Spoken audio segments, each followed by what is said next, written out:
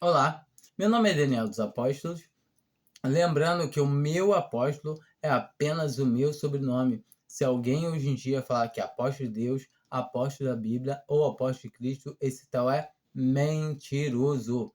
Não existe mais apóstolo nos dias de hoje. Apóstolos foram testemunhas oculares de Cristo Jesus. Lembrando agora também que aqui no meu canal eu falo do Evangelho da Graça por meio da fé. E essa fé que não vem de nós. Inclusivemente, hoje eu quero falar sobre isso, a fé. A fé que não vem de nós. A fé realmente, a fé que salva. A fé que nos justifica. Ou seja, a fé no sangue de Cristo Jesus. A fé na obra maravilhosa que ele fez. Ou seja, a obra já consumada. Quando cremos em Jesus, cremos que ele já morreu, já levou todo o juízo que nós deveríamos levar, ele levou sobre si. Um juízo que a gente levaria por uma eternidade, ele levou em 3 horas. Mas ele foi o Cordeiro de Deus sem pecados. Ou seja, nós estaríamos sofrendo o juízo de Deus eternamente. Mas ele, por não ter pecado, a morte não o pôde reter. Então entenda que Jesus Cristo levou o seu pecado, se você crê, é claro. E a gente vê aqui que em Romanos 4 fala: creu Abraão a Deus e isso lhe foi imputado como justiça. No versículo 5, deixa bem claro: mas aquele que não pratica, mas crê naquele que justifica o ímpio, a sua fé lhe é imputado como justiça. A gente vê aqui que a fé é imputada como justiça, ou seja, Deus justifica quem? O honesto, o trabalhador, uma boa pessoa? Não, o ímpio. Porque fala a palavra que Deus veio para, mandou Jesus Cristo para salvar pecadores, doentes, enfermos. Se alguém se considera bom, justo, essa pessoa ainda não entendeu. Não tem como a gente ser bom, justo. A nossa mente, a nossa carne foi contaminada pelo pecado. E se Deus não ele não agir de fora para dentro, a gente já está condenado. Eu também queria ver aqui uma passagem que está em Hebreus 11. O primeiro versículo fala assim: ora, a fé é o firme fundamento das coisas que se, se, a, se espera e a prova das coisas que não se veem. Então, nós vemos aqui que a fé é a prova das coisas que se espera. Então, a gente tem que esperar por conta, esperar sempre, mas tendo certeza que já está resolvido.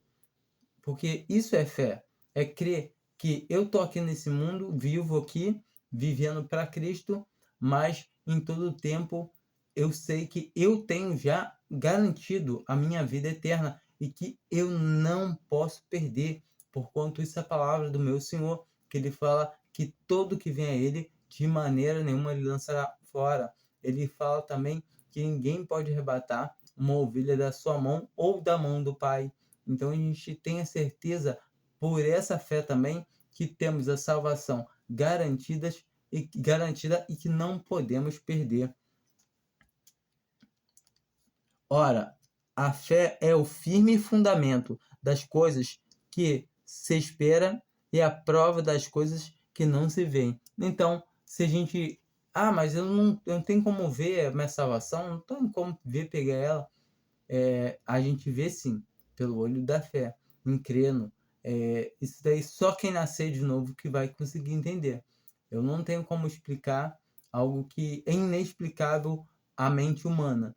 Um ser humano, por mais inteligente que ele seja, ele não vai conseguir compreender se ele não for nascer de novo. E o nascer de novo não é nascido de água, do batismo, quanto muitos pensam. É nascido pela palavra. É nascido da água da palavra, como aquela água que o Jesus oferece à mulher samaritana, aquela água do Espírito que ele fala com Nicodemos, e todavia nós vemos que pela lavagem da água, pela palavra, então a gente consegue entender que quem é nascido da água, porque a água é o nosso alimento, porquanto a comida do ser humano e a comida do espírito são diferentes.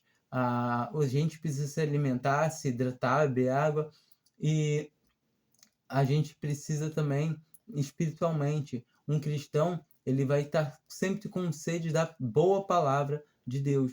Ou seja, mas essa palavra vem para a salvação é uma vez só.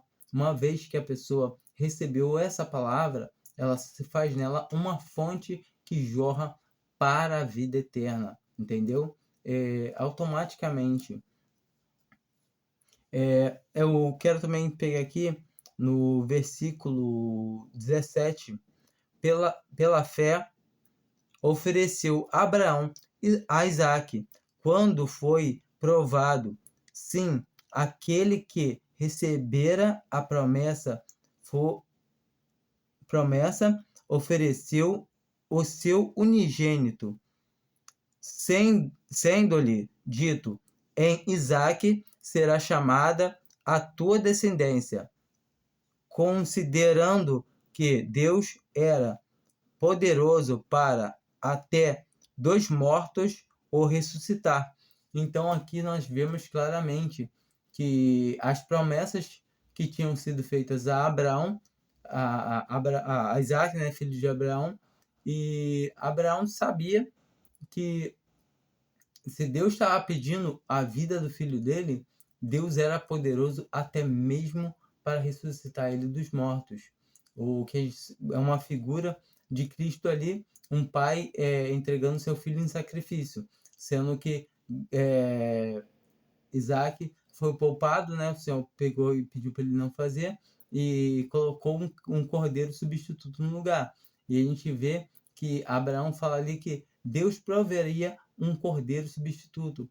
E não é aquele cordeiro ali que ele sacrificou junto com Isaac, mas o cordeiro que havia de vir e veio, o qual o nosso Senhor Jesus Cristo, que morreu em nossos pecados, morreu no nosso lugar, ao qual ele derramou o seu sangue como propiciação pelos nossos pecados, como está escrito na lei, no Antigo Testamento, que sem derramamento de sangue não há remissão de pecados. A gente vai encontrar isso em Hebreus, eu não me lembro o capítulo agora, que fala que sem derramamento de sangue não há remissão de pecados. Nós temos que entender muito bem, claramente isso, que Jesus Cristo morreu para nos salvar. Ele morreu no nosso lugar. Se a gente falar que temos que fazer alguma coisa para ter salvação, para receber salvação, para permanecer salvo,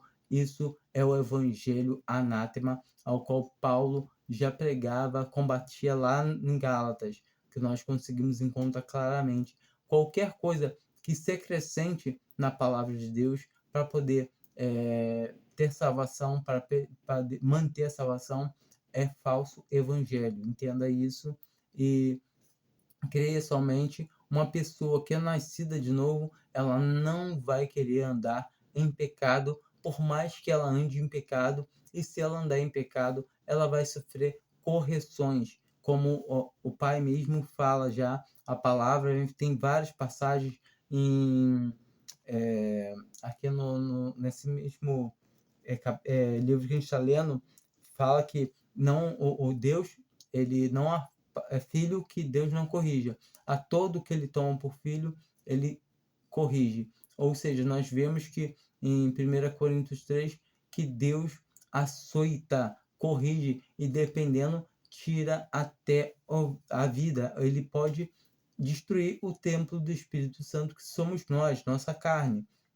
Então, se alguém não anda conforme a vontade de Deus, ele pode ter a sua vida material recobrada de Deus, mas em hipótese nenhuma ele perde a salvação, porque senão a palavra de Deus estaria se contradizendo, ao qual ela não pode se contradizer. A gente tem que entender muito bem isso, que Deus é um, ele não joga as palavras ao vento. Então, uma palavra de Deus, ela fica firme.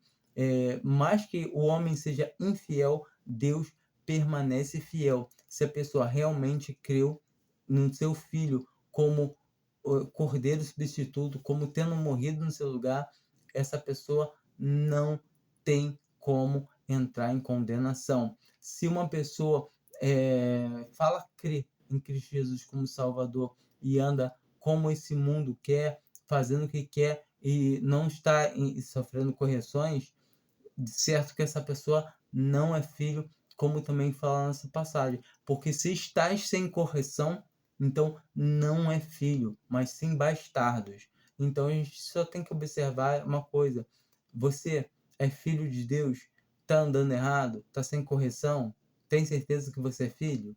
Então, a gente tem que se atentar para isso. Mas um filho de verdade, ele vai ter a consciência agora pesada pelo Espírito Santo. Porque quando ele faz uma coisa errada, não é ele que vai falar, ah, tá errado. Não. O Espírito Santo de Deus que habita nele vai recobrar ele, vai trazer a mente dele que morreu, teve um que morreu por ele. E isso vai pesar e muito. E eu espero que você entenda que a sua salvação não é pelo que você fez ou pelo que você vai fazer, mas é pelo que Cristo fez por você.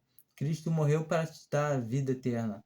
Então, agora, se você vive, não é mais para você, é para Cristo que você vive. E se você vive para Cristo, viva para Ele.